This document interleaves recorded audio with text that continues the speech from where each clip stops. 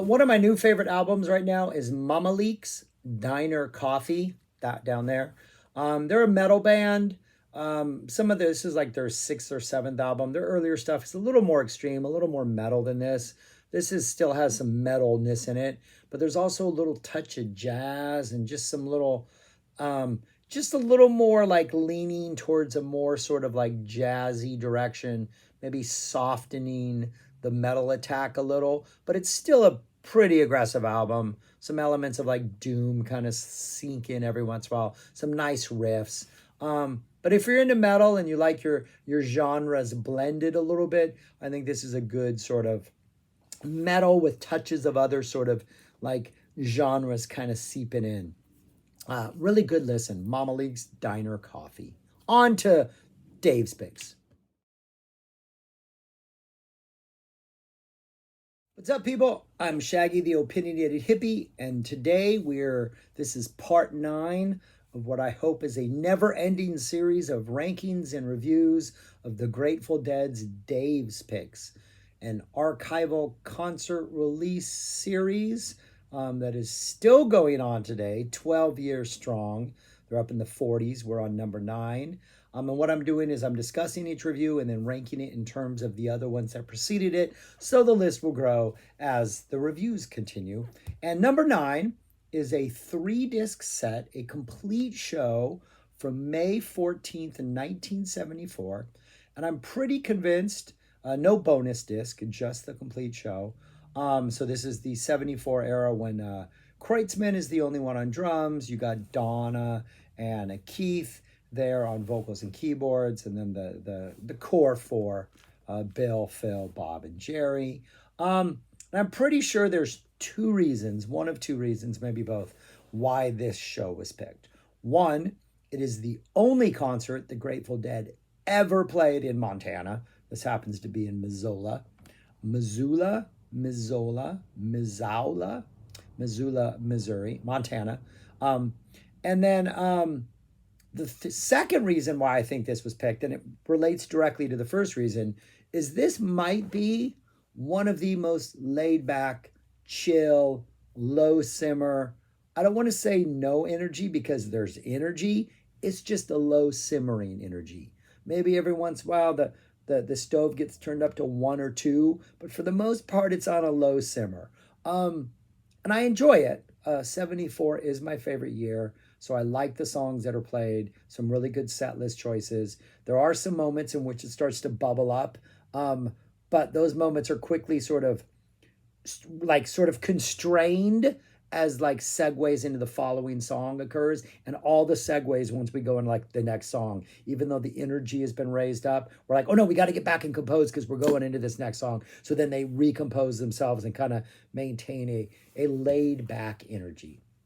And I think if you've ever been to Montana, it is a big state. It is a big state with not a lot of people. There are a lot of open spaces in Montana.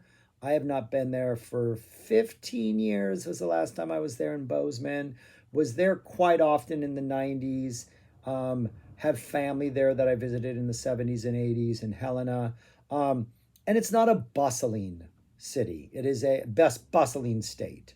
It is a low-key state. My experience is that Montana is like pretty chill, pretty laid back, pretty, like it's a wide open, chill, take it easy. That's my experience with Montana. And so I would imagine that in 1974, when a busload of hippies roll into Montana and are playing some psychedelic music, that their attitude was a little like, hey, let's not stand out too much. Y'all heard that Bob Seger song about, hey, is that a woman or a man? And people wanted to pick fights. Let's not do that. Let's play it a little low key, take it a little easy, just kind of have a chill time. Maybe every once in a while we'll get carried away, but for the most part, let's keep a lid on this sucker. And that seems to be the vibe that the show has. Some of the songs benefit greatly. In fact, one of my all-time favorite Jerry songs benefits greatly from this. The first set is all of disc 1 plus 3 songs on disc 2. So you get, in the first set, a Bertha opener, pretty low-key Bertha opener, Me and My Uncle, Loser, I'm going to go back to Loser and talk about that when I'm done. Black Throated Wind, Scarlet Begonias. Things start to pick up in Scarlet, but again, it's a pretty restrained pickup in Scarlet. Really nice segue into It Must Have Been the Roses. The crowd responds enthusiastically to that pairing. A Jackstraw, Tennessee Jed, another one that kind of has a little more energy than the rest. Mexicali Blues, and a Deal. That's CD1. And then the rest of the first set continues on disc 2. You got a Big River, a Brown Eyed Woman, and then a Playing in the Band. The Playing in the Band is your typical 20-minute jazzy, exploratory, not too out there, pretty just kind of like not pedal to the metal, but just kind of keep going, keep exploring. We're just going to charge on through this thing. Pretty standard 74 plan. Some really nice ideas explored throughout the 20 minutes, but for the most part, they're not definitely not going anywhere they haven't been before. But the one song that I think stands out greatly is Loser. Loser is a song that's about some guy who's obviously a card player, a gambler, and he wants that money because he knows that with just one last good hand, he can like win that big pot, settle all of his scores, pay off his debts. Like he just needs it. Like, you know how many aces he's drawn in his life? Like he could arm the town of Abilene. He just needs one more shot at this. And some of the versions where Jerry's like, I got this. I'm optimistic. I know it. Just give me one more hand. Other versions, there's more of a defiance, like I'm on a bad luck streak. Nobody thinks I can do it, but man, I'm going to do it. I got this. This Loser is like, yeah, man, I'm not going to win. I've been losing for too long, but I got one more shot. There's going to be a game that's going on. Just let me borrow some money. You know, I've had luck in the past. I know it's over. I know I'm not going to win, but I got to at least try, right? It's like he knows he's just talking and saying the right things, but in his heart, he knows he's going to lose anyways because, well, he's a loser. And so there's a resignation to the loser. That sort of lack of energy that this show has kind of benefits this song in that it completely like portrays the main character, the protagonist as Jerry sings it, in a completely different vibe. And I think it is the one song in the first set that I really, to me, stands out because it's just like that opening riff is like, like, let me just sing Loser. Like, it's like Jerry doesn't want to sing it, but not because he doesn't want to sing the song, but because he doesn't want to like convey the story of this loser. I don't know. I think the vibe in Loser is fantastic, but it is a low key, pretty chill Sunday afternoon, late night first set. Second set has some good song choices in there, but again, nothing too fire at all. Opens up with the U.S. Blues, an El Paso, interesting. Road Jimmy, we're pretty chill at this point. Road Jimmy works because Road Jimmy works with chill vibes. Then we get a weather report suite that is pretty much, this kind of reminds me of, you know how like some live bands or some jam bands will put out a live album. The Dead were kind of like did this for a while, and it doesn't really capture the way they are live.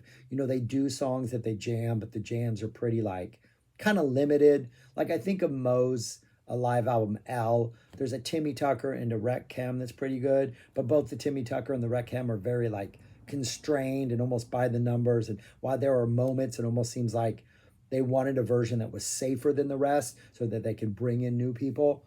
A lot of these performances seem safer than the rest. Again, might be because they're in Montana. Crowd seems like they have some energy, but I guess it's Montana energy. Sorry if you're from Montana. I love your state. It's absolutely beautiful. I love your chill attitude. It just, the Dead weren't feeling the fire.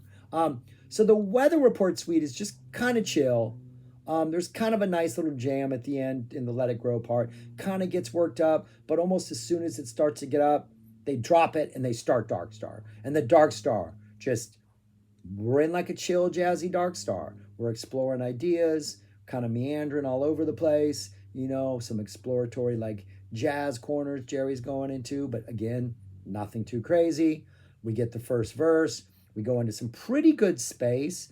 The space kind of reminds me of that weird little space pocket in King Crimson's Fracture, or even some of the stuff that the 73, 74 band did, their like improv stuff, where it's a lot of just like Jerry doing like frip noises, like wow, wow, wow, meow, meow, just that kind of thing.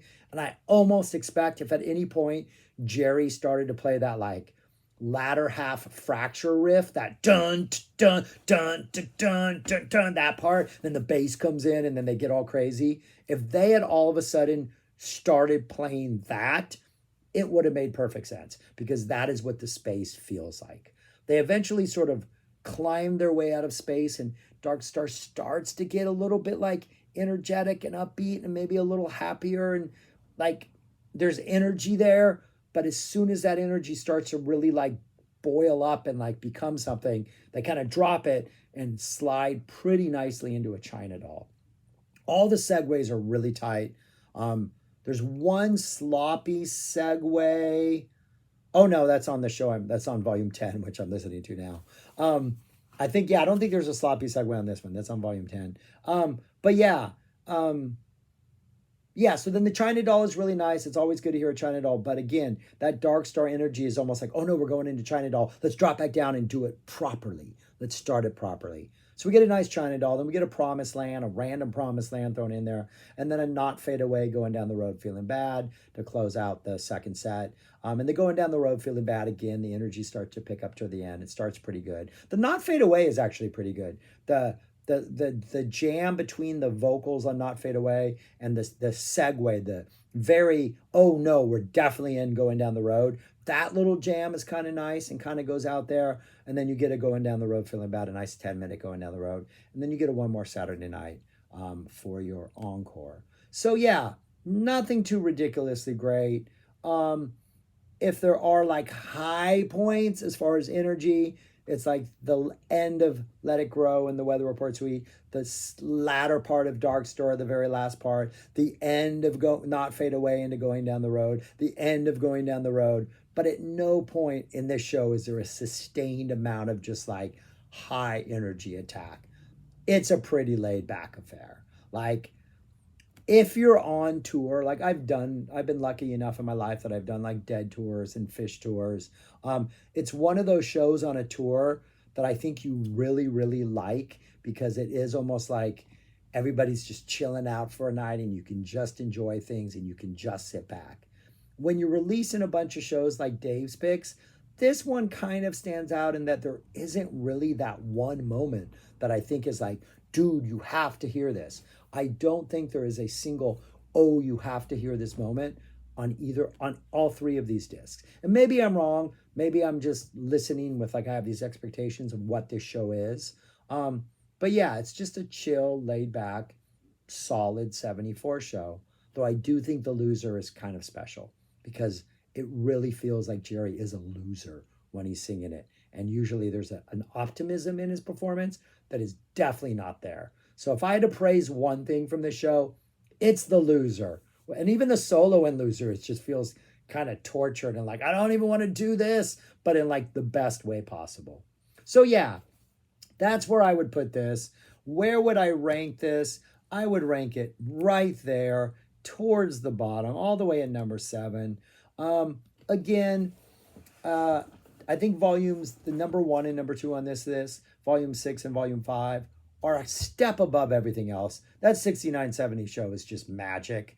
And we're going to get to more December 69 stuff soon. Magic. That 73 show, absolutely magic. Those things are like Dick's Picks worthy, like top 10, maybe top 15 Dick's Picks, which I think so far the Dick's Picks series has had a little bit of a higher caliber than the Dave's Picks. But 3 through all of this stuff, 3 through 8, is really strong stuff. Just maybe not like the 74 show is really good, but just maybe not the best 74 show. Then volume 2. Volume 8 is a really good 80 show, but again, we're 80 here, so not pushing the envelope too much. 76 show is really good. 77 is just a strong 77. Then we get to this, which is a strong, but just laid back, super chill 74 show. Yeah, so that's where I'd put it. Again, none of these are bad. All of these I enjoy. It's just, that's where I would put it. So yeah, anyways, that's all I got. Thanks for watching. If you do check this out, let me know your thoughts on it. Again, if you're new to Dave's Picks and you are looking to check this stuff out, I would start with number 1 and 2 that were on this list, which was the volume 6 and volume 5. But none of it is bad. All of it sounds pretty good.